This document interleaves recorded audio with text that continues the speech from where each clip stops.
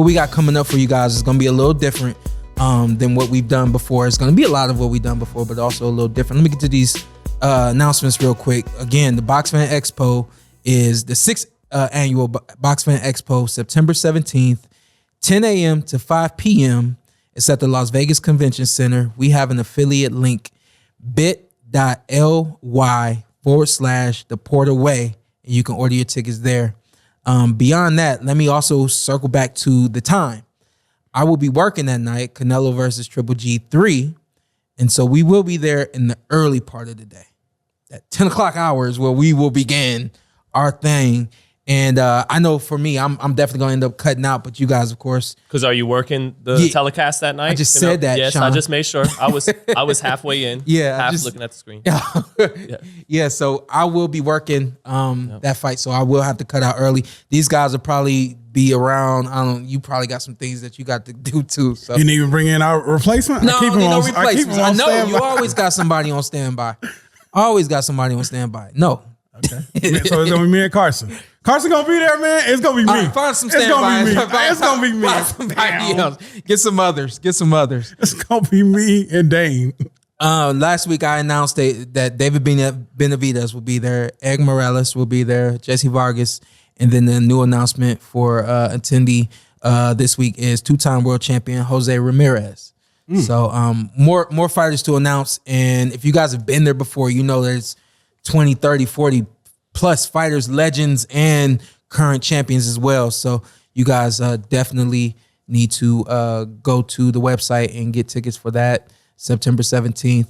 The other announcement I got, the Porter Way, Showtime, Shawn Porter, pushing this Hall of Fame, the Nevada Boxing Hall of Fame. I'm trying to push it because I do believe that these guys, while they're being given their roses, they should be giving their roses in front of hundreds and hundreds of people, not just the boxing world, but people outside of the boxing world. So I'm doing the best I can to push this.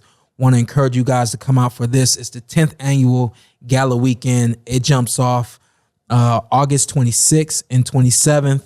The 26th is the meet and greet. It's the fan experience. That's 12 to 4. And then they have a night with the legends, which is at Red Tail. That's later on in the night. And then the 27th is the actual gala. They're going to start the day with 10 to 12 fights. 11 a.m. is the amateur boxing show. It's called the Amateur Green Belt Challenge. So everybody's going to be fighting for WBC titles. Pretty cool for the young guys to be able to hold something like that. Oh, that sounds fun. Red carpet starts at 5. It starts at 5. Dinner starts at 6. And hopefully this ceremony, this is a triple header here. So we're doing 2020, 21, and 22. Just like back in New York. Just like back in June. New York. Yeah. So it's gonna be a long one. It's definitely worth it.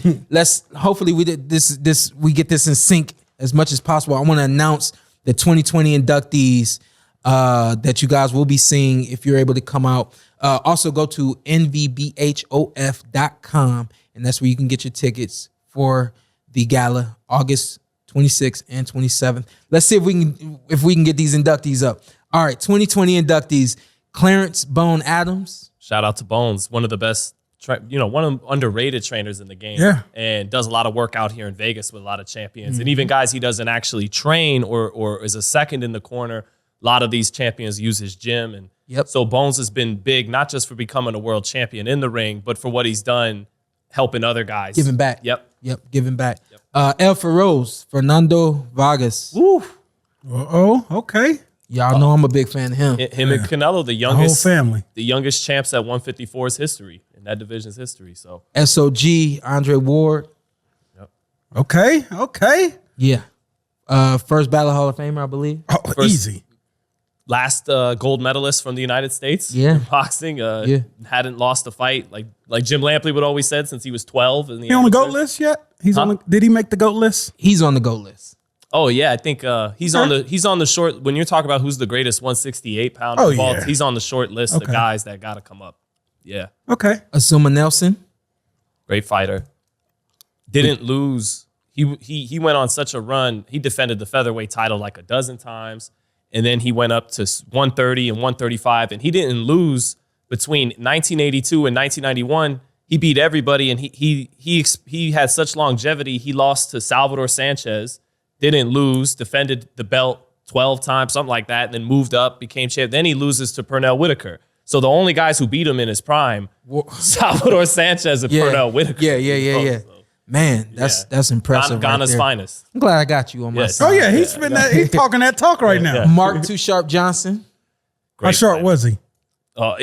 There's he was pound for pound top 5 in the 90s. You know, during his prime, early 2000s, he was special. He got that Shawn belt. Yep. Carlos Padilla. Think he called it the Shawn belt. Every time I see it, I think. Nothing for Carlos Padilla. We got Danny Lopez. Little Red. Danny Little Red. Coloradito. Okay. Yeah. Just let you do it. James Lights Out Tony. Forget it. Oh, come on, man. Come on. What you think about him, man? I just think he's one of those guys that he really lives that life outside the ring, but in the ring, he held it down. And middleweight? Middleweight to heavyweight. Heavyweight, yeah. He had a hell of a run. And you see him right now, he still think he can do what he used to do 20 years ago. He probably will kill me if I say, what do you mean? Yeah, I think. Every time I see him, I approach him slowly because he a physical dude. He an aggressive dude. And if you come up him like, he gonna grab you and put you on the headlock and all that kind of stuff. Shout out to James Toney. Great. What his best fight? You always remember him for? Probably Jirov. Vasily Jirov at cruiserweight. Yeah, cruiserweight. He was dynamite at cruiserweight. He really got it back. Just quick, during the Hall of Fame weekend, Shawn was there when they put their hands into the plaster to be forever, cemented in the Hall of Fame. Smitty is going, well, with James having one hand in the plaster, maybe now we could finally crack his defense. And he goes, like, he said, nah. And while his hand was in the plaster, he put his shit in. We got Jose Luis Castillo. Okay. El Temible, not Terrible, Temible. Hey, that came closer than anyone ever to beating Floyd Mayweather in the pros. Wow. No one came as close as he did. He was mean. He had like that combination. You have to be mean. You have to be able to box. And you have to be able to be aggressive against Floyd, just in my personal opinion, in terms of how you would beat So that's Floyd. what you was going to try to do. I'm just That's saying. what you was going to try to do. I'm just saying. He had that intelligent pressure. Yeah. And great timing to make. If you were faster than him, he had the timing to make up for it. Yeah. Julian Jackson. One of the greatest punchers of all time. He looked like one dude. Which one? Everybody, every black man. Michelle Ali Rivera. Yes. Yeah. Thank you, man. This dude here. It's racist, Shawn. No, my dad had that same cut. He did? Same cut. That's a Steve Harvey And line. my dad had it beyond Fresh. the years of that dude. Okay, before Steve Harvey? My dad took that into the 2000s. Let's send us a picture right now. Miguel Cotto. Come on. Miguel Cotto. I'm always about to go, Puerto Rico's only 4-division champ, but then Amanda Serrano. Oh, yeah. So Puerto Rico's only male 4-division champion, Miguel Cotto. Greatest Puerto Rican fighter ever? I can't put him ahead of Tito Trinidad. Yeah. Yeah. Gotcha. Just can't. We also have Semi Macias. No picture for him. We also have Lorenzo Fertitta. Oh, my guy. Shout out to Lorenzo. You know what y'all need me to say about Lorenzo? Lorenzo's a graduate of Bishop Gorman High School, went to UNLV. Family, they own the Rockets. They own about, I would say, 30 casinos here in Las Vegas. He did a lot for the community, gives back, support all the programs. Great. They were once upon a time owners of the UFC as well, right? Yes. Yes. And So. sold it for a bag. Yep. Couple bags. Hey, one of the things that people don't know, him and Dana White are actually high school best friends. But Didn't they know that. grew up together. And when he got in that position to buy the UFC, he made his boy the CEO and put him on and walked away with a bag. So you better give me a bag. Yeah, I was like, I'm reading the undertones. Yeah. And also we have late president of the WBC, Jose Suleiman.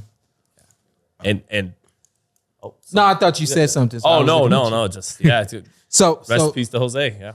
sorry, I know we The took most a little while famous to belt get in through boxing? that. Well, there's a lot. I didn't know if we should touch on what happened, them potentially, rating Jake Paul and people's opinions on all of that. And For what? For Mauricio, had the fight have gone through. Oh, let's just We'll save wait that on for it. later. Yeah, let's wait on it. Yeah. Again, NVBHOF.com is where you can get your tickets. Everything goes down at Resorts World in the Ballroom District. So if you lost, just look for the Ballroom District and you'll see boxing and you'll know where you're at. You'll see family. So y'all make sure y'all come out for that. Again, August 26th and 27th. I know everything is in the description, so I won't say it anymore. All that being said, I do believe I'm done with the announcements. Okay.